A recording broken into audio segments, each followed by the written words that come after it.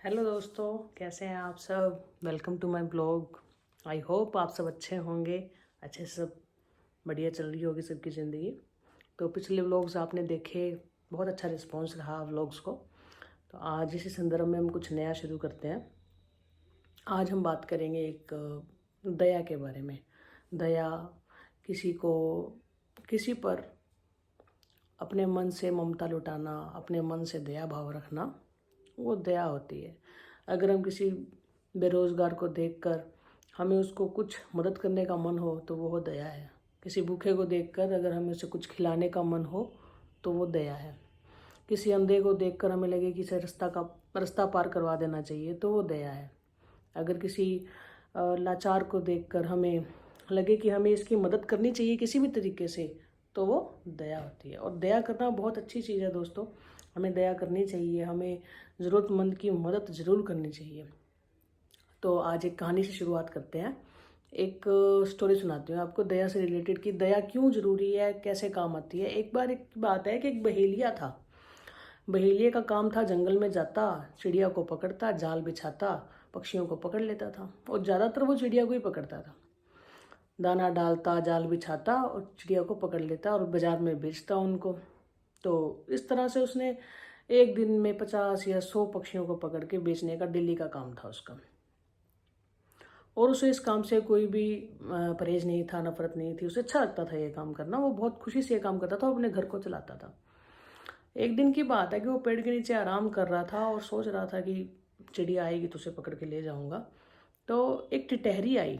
टिटहरी उसके पास आकर उसके कपड़ों के बीच में आ गए, उसके साइड में उसके थैले के पास आकर बैठ गई और छुप गई। तो उसने फिर अपनी नज़र दौड़ाई और देखा कि बाज आसमान में उड़ रहा है। तो वो समझ गया कि बाज जो है वो टिटहरी को खाना चाहता है और खुद को बचाने के लिए टिटहरी उसके पास आकर बैठी है। तो उसने टिटहरी को नहीं भगाया, उसने टिटहरी को रहने दिया वहीं पर कि टिटहरी की जान बाज से बच जाए। थोड़ी देर बाद बाज वहाँ से चला गया तो टिटहरी भी वहाँ से अपने बिल में चली गई, जहाँ भी उसने जाना था वहाँ चली गई। तो ये बात ख़त्म हो गई और कुछ दिन के बाद बहेलिया जो है वो मर गया और यमदूत उसे लेने के लिए आए। जैसे वो यमलोक में पहुंचा तो वहाँ पर बहुत सारे गर्म तेल के कड़ाहे थे। तो यमराज बोले कि भाई इसने तो बहुत चिड़ियाओं को मारा है अपने जीवन में, इसने बहुत गलत काम किए हैं, तो इसको तेल के कढ़ाई में तला जाएगा और सैकड़ों चिड़िया आके इसको चोंच मारेंगी, इसको दंड देंगी। जो परेशान इसने उनको किया है उसका इसको बदला देना पड़ेगा। तो तभी वहाँ पे एक टिटहरी आती है। टिटहरी बोलती है कि महाराज आप इसे माफ़ कर दीजिए, इसने मेरी जान बचाई थी। मारने वाले से बचाने वाला बड़ा होता है, इसने मुझे बचाया था, तो आप इसकी जान बख्श दीजिए। तो यमराज बोलते हैं कि अगर इसने टिटहरी की जान बचाई है तो हम इस संदर्भ को मानते हैं कि मारने वाले से बचाने वाला बड़ा होता है, इसलिए हम इसे एक मौका देने के लिए तैयार हैं। हम इसे दोबारा धरती पर भेजेंगे, 1 साल का जीवन और देंगे। 1 साल के जीवन में अगर अपने जीवन में कुछ परिवर्तन कर सका तो ठीक, नहीं तो फिर इसे यही यातनाएं जो दी जानी है ये डबल होकर इसको दी जाएंगी। तो बहेलिया ने स्वीकृति दे दी, बहेलिया को वापस धरती पर भेज दिया गया। उसके परिवार वाले उसकी जो शव था उसको जलाने ही वाले थे कि अचानक से उसमें दोबारा प्राण आ गए और वो खड़ा हो गया। इस बार जब वो खड़ा हुआ तो उसके मन में ये बात थी कि उसने इस जन्म में, अब जो उसे नया जन्म मिला है, इसमें उसने किसी भी बेजुबान को नहीं मारना और किसी भी असहाय को नहीं सताना है, उसने सब पर दया दिखानी है। ऐसा सोचकर उसने अपना काम बंद कर दिया, चिड़ियाओं को पकड़ने वाला, और अपने भाई बंधु रिश्तेदार जो भी उसका ये काम करते थे उसने सबको ये काम बंद करवा दिया। वो अपनी मजदूरी करता, सुबह जाता शाम तक आता, अपना घर परिवार चलाता उससे, और जो रुपए भी बनते उससे वो कुछ पैसे निकाल कर उसमें से चिड़ियाओं को दाना डालता और उनको उनकी सेवा करता। तो ऐसे करते करते 1 साल बीत गया और साल के बाद उसकी दोबारा मृत्यु हो गई।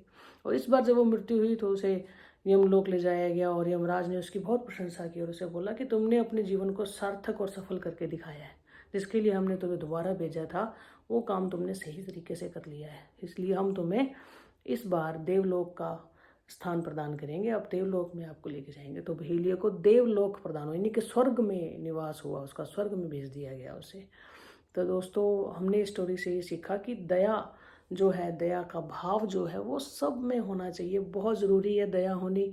अगर हम किसी पर दया करते हैं तो भगवान हम पर दया करते हैं। अगर हम किसी को मदद के लिए एक तिनका देते हैं तो कभी ना कभी वो तिनका नाव बनकर हमारे जीवन में भी हमारी मदद ज़रूर करता है। इसलिए हमें जहाँ तक संभव हो सके, जहाँ तक हो सके, हर प्राणी पर, चाहे वो छोटा कीट पतंगा है, चाहे वो बड़ा इंसान है, चाहे वो बालक है, चाहे वो बुजुर्ग है, चाहे वो जवान है, सब पर दया करनी चाहिए और अपनी तरफ से कोशिश करनी चाहिए कि हम अपनी दया से या अपनी तरफ से किसी को मदद कर सकें, किसी की दुआएं ले सकें, किसी के लिए अच्छा कर सकें, किसी के जीवन में एक नई रोशनी ला सकें, किसी के जीवन के लिए दिया जला सकें, किसी के लिए एक सहारा बन सकें और किसी को जीवन जीने का एक मकसद दे सकें। और इसी के साथ दोस्तों, दया ज़रूर करें और कहीं भी आपको लगे कि किसी को हमारी ज़रूरत है और हम कर सकते हैं तो ज़रूर करना चाहिए दोस्तों, पीछे नहीं हटना चाहिए। Thank you. लाइक ज़रूर करें, सब्सक्राइब ज़रूर करें मेरे चैनल को और फिर मिलेंगे नए ब्लॉग में आपसे। Thank you so much.